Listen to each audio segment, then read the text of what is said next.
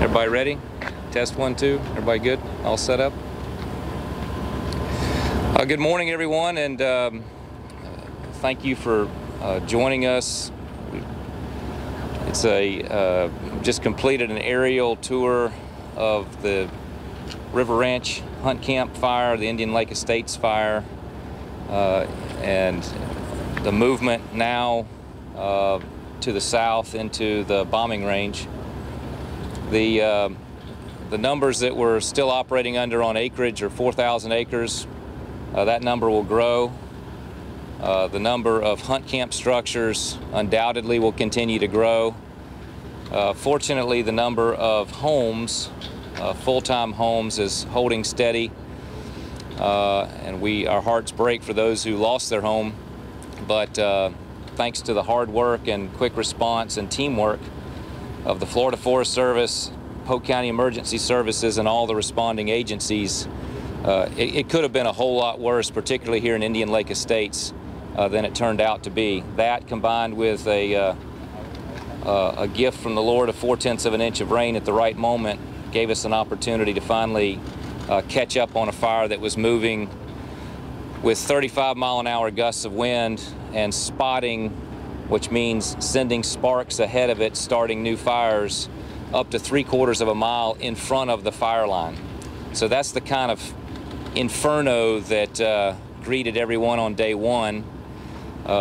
As the humidity continues to drop again today and the winds pick back up, we expect that we'll see fires pick back up again a little bit today, and our crews are ready for that. We have 47 forestry personnel on scene. We have the helicopter on scene today. The last 2 days we've been responding with 2 helicopters. And then all of our partners in first response, First Fish and Wildlife, Polk County, Highway Patrol, all of our partners across all the local agencies. This was an all-hands-on-deck moment, and as a result, a lot of homes were saved. There's more examples than I can count of where you can see a bright line between the lawn that stopped the fire and the devastation of the woods, and so it just reinforces the need for people to have that defensible space around their home, particularly when they live in communities like this where that wildland and urban interface come together. This is the very beginning of what we would typically call fire season. And so where a year ago we were all talking about too much rain, too much water, flooding, things like that, this is Florida, and this is a feast or famine kind of a weather pattern. So we're very much back in a dry weather pattern. The entire peninsula, with the exception of the Panhandle, are in dry conditions, and we encourage everyone to be very vigilant about burning outdoors, burning trash, fireworks, anything where a fire can get away from you. The similarities between this year and the 1998 fire season are pretty hard to ignore. Both were coming on the heels of an El Nino year where you had record rainfall, but when the rainfall stopped, all of the vegetation that was produced by that wet weather suddenly dried up and created ideal fuel conditions for wildfires.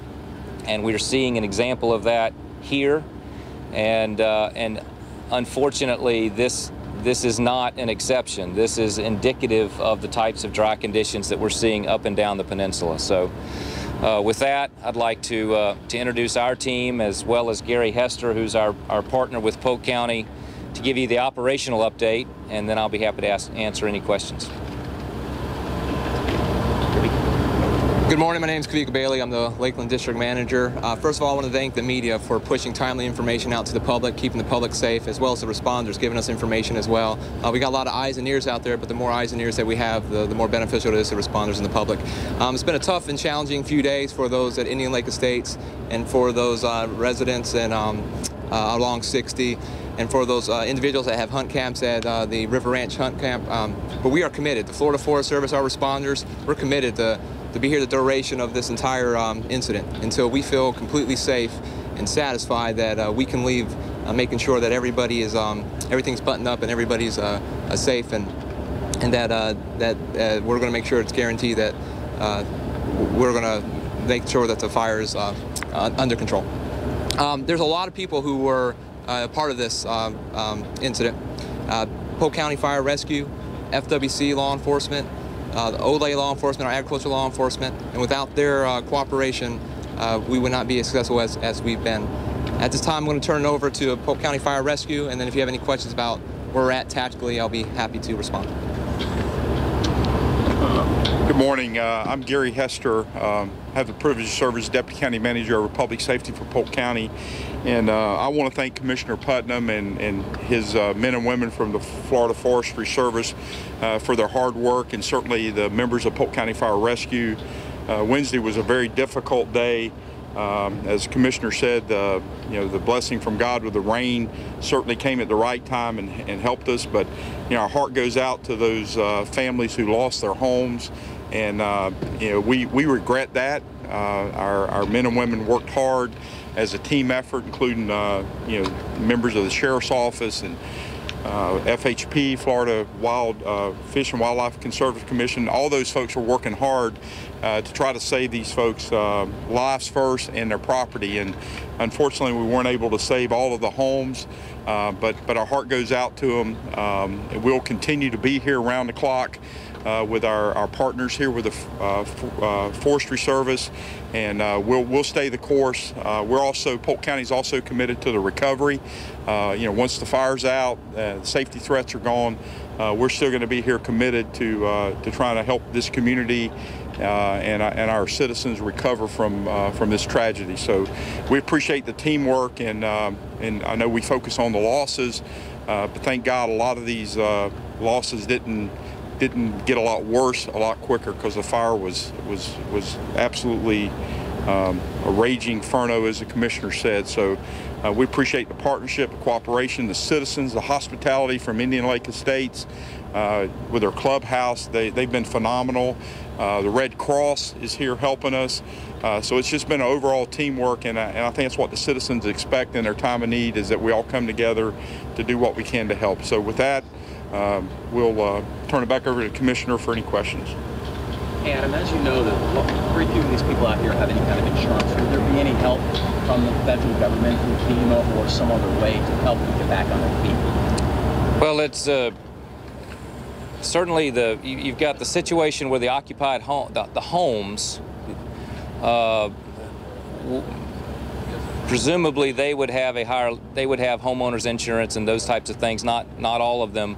And that's a very different situation than the hunt camps. The majority of structures lost are in that hunt camp area. A lot of vehicles, a lot of outbuildings, but certainly we want, as a community, we want to lift up those who've lost everything, and put them in touch with the services that they require. Insurance, non-insurance, federal, state, make sure that they have every tool available to them for those homes that were lost. Is there how many people, if any, are still not allowed back? There's one question. Are there any people who haven't been allowed back in yet?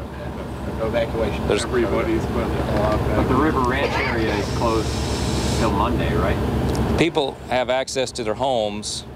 The River Ranch area is I mean, there's still an active fire in the River Ranch area. In the hunt camp. In the hunt camp, not the resort, the hunt camp.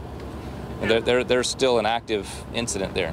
The size figure of how many people in that hunt camp, or how many homes may have been lost, or cabins, whatever you want to call it.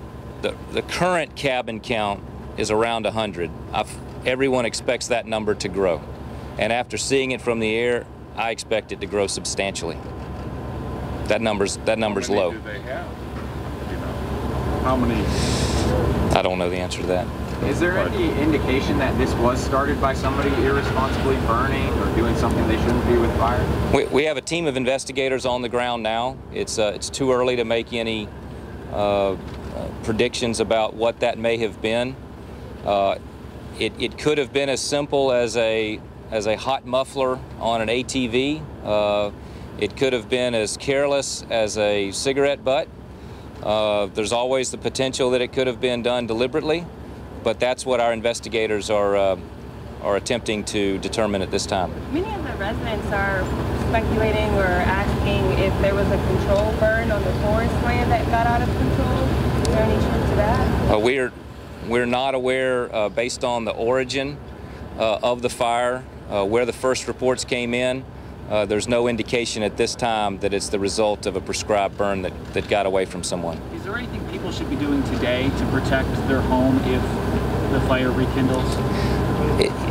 Well, there's things that people should do in these types of scenarios where you have a neighborhood that has a lot of undeveloped lots around you, or where your home backs up to the woods because of these dry conditions. The kinds of things that we recommend that people do are to have what we call a defensible zone. Have plenty of mowed area between you and the woods so that you don't have, for example, palmettos that come right up to your house. Have hoses and sprinklers at the ready for simple types of wildfires. What we've had for the last 48 hours was not simple. It was being aided by 35-mile-an-hour gusts of wind. You had a wall of flame that was throwing embers and ashes as far as 1,000 yards in front of the actual wall of fire. So you've got fires beginning half to 3/4 of a mile in front of where the known fire is. But there are things that people can do to make their homes more defensible in the event of fires being in their area. Commissioner, you said there's a sign out in the River Ranch area that says, "Remember the 2007 fire. We can do something to avoid a situation like that again." Is there something the state can help with long-term that can prevent another catastrophe like this? Well, I'm glad that sign is there, because the most dangerous thing in situations like this tends to be short memories. A lot of people don't remember 1998 in Florida when I-10, I-95, and I-4 were closed and they had to postpone the Daytona 500. Wildfires do occur in Florida. We have severe drought conditions that occur in our state, which result in catastrophic wildfires. So knowing that and preparing for that is pretty important.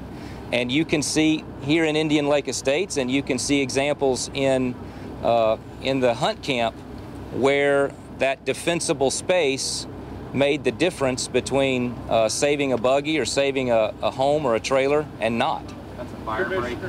Yeah, you said there were 27 or 47 firefighters still working? We've had, Florida Forest Service has 47 active personnel working this incident. Do you have any idea, like, how many, over the course of the last couple days, how many people have been here fighting this fire? Gary can probably speak to that. I mean, this has been an all-hands-on-deck effort. The 47 number is only forestry and doesn't include any of our partners in Polk County Fire Rescue and the other agencies. So, Gary? Yes, sir.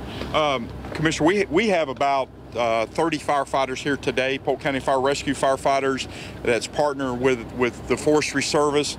Certainly some of our equipment, we're not able to get back into the areas that they're in with their plows and their other equipment and with their airdrops. So we're coordinating with them to try to protect structures and help them with hot spots, and that will continue.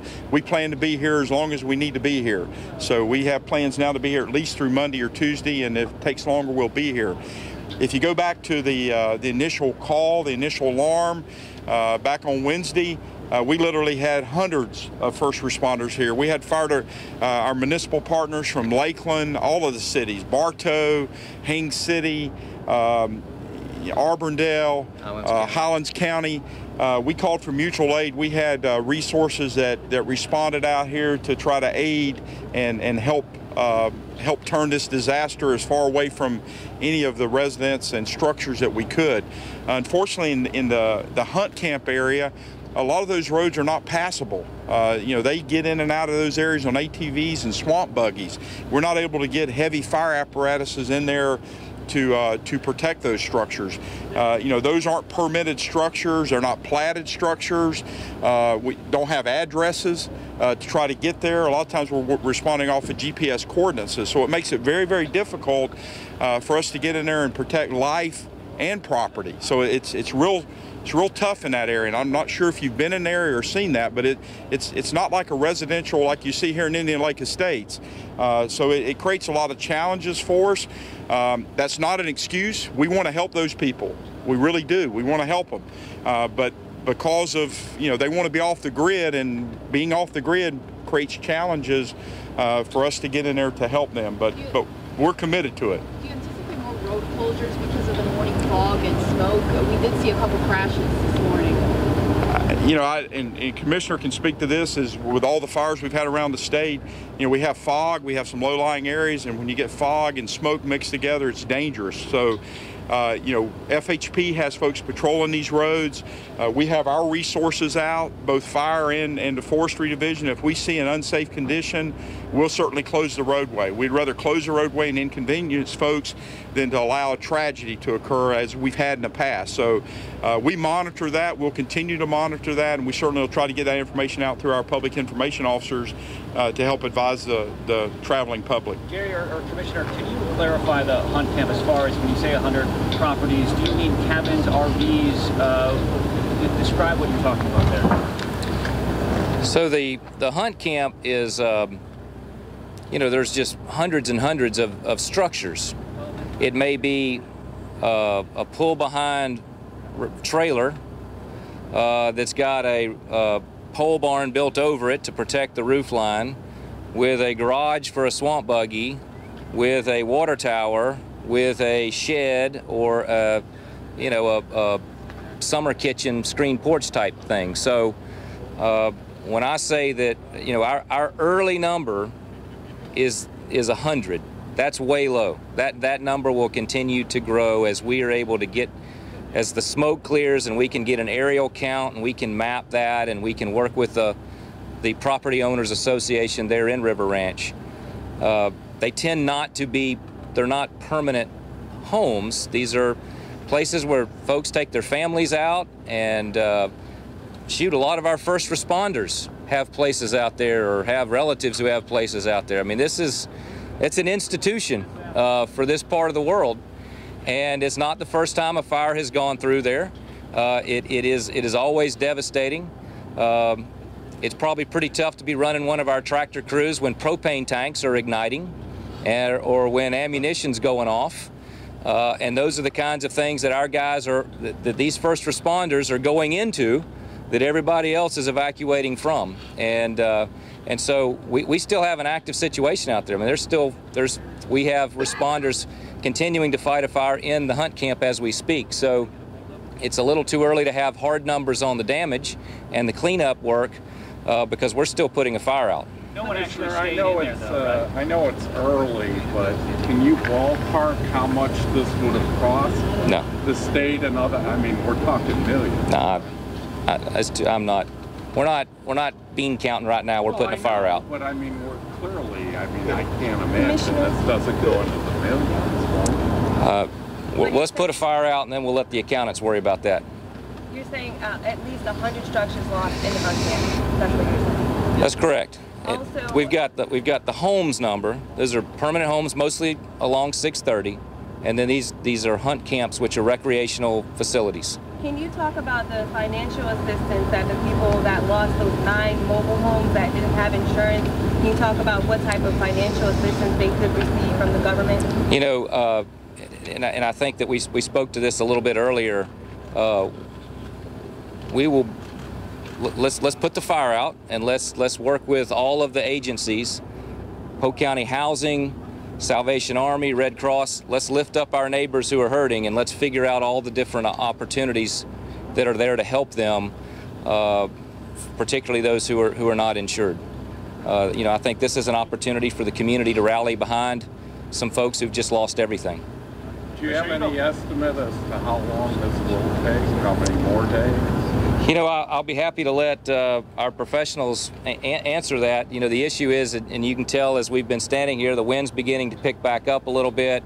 As we get through the day, the weather conditions are likely to be pretty advantageous to the fire rather than to the fire suppression as the humidity falls, and that's what happened yesterday. So I'll be happy to let these guys take a shot at that. Yeah, it's unknown. The issue that we had that first day was it was wind driven, and 30 mile per hour and greater winds driving that fire. Fortunately and unfortunately, we received rain, and when that rain came, it put out the main fire. But as Commissioner Putnam alluded to, there was firebrands and embers ahead of that fire. And so when the rain came through, it put out those little smokes.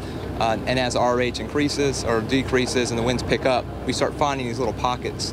And there's still potential of those unknown fires out there. So to answer your question, we just don't know. Now, we are committed, not just with our resources here in the Lakeland District. We're bringing in equipment from Withlacoochee, which is north of us, from Caloosahatchee, which is south of us. And that's why we have so many resources here today. We ordered more dozers. So we have another strike team hopefully coming in the next few hours this evening. So to answer your question, we don't know, but we're planning for the worst and preparing for the best. You don't think there was anyone in the hunt camp that ignored evacuation orders, do you? I can't answer that. Do you know? We don't know the answer to that yet. But it's possible that people stayed in there?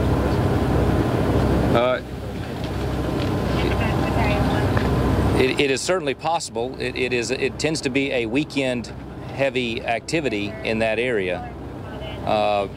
We hope that people heeded the evacuation orders. What would you say to them if they haven't? It happened in Washington? Well, if you've seen not only the devastation of the area, but the scale of it. I mean, I fully expect the acreage count on this to go up throughout the day as we get a better handle on mapping it. And because it was driven by those wind gusts, the fingers of the flame, it's not symmetrical, and so it spared one and consumed 2 more, and then it would skip one and consume 7 more. So fire's a pretty unpredictable beast, and when these guys say to get out, there's a reason for it, and that reason is abundantly clear when you can see the devastation that's spread out over several thousand acres. Are you confident that... Sir? Is this one of the worst fires, the craziest fires that you've seen? Well, we've got guys behind me who do this all day, every day, so they've seen a lot more fires than I have. We've seen larger fires. We've seen fires that have impacted neighborhoods in a greater way, particularly when you think back to that 1998 fire season. And I had only been commissioner for a couple of months when we lost 2 of our firefighters in Hamilton County. So the wind shifts, the humidity drops, the vagaries of how the fire moves is a very dangerous proposition. So when we have 2 helicopters in the air and each one of them are dropping somewhere around 70 loads of water in the course of their operation, and we're running 2 of those at a time, that's an indication of a pretty serious fire. When we've got 47 fire personnel and Deputy County Manager Hester sends out the mutual aid, and you have people coming from other counties and from every city in Polk County, it's an indication that this is for real. And so that's why the evacuation orders went out, and that's why they ought to be heeded. Are you confident that there's been no fatalities? Is there any chance you'll find a body in the hunt camp, maybe, or something like that? I'm not in the speculation business. I pray that that's not the case. There's no fatalities up till now. This is still an active fire response, and there are still hunt camps smoldering. There is still a fire blazing, and it is too early to speculate on any of those hypotheticals. Thank you all very much.